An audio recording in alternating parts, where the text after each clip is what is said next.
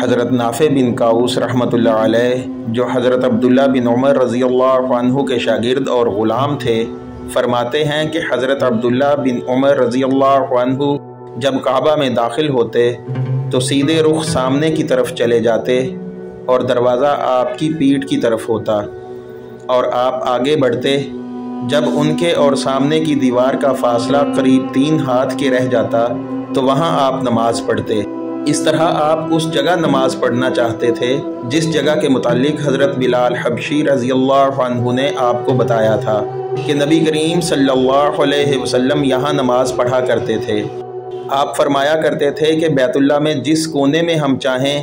نماز ادا کر سکتے ہیں، بیت اللہ میں کہیں بھی نماز پڑھنے میں کوئی قباحت نہیں ہے۔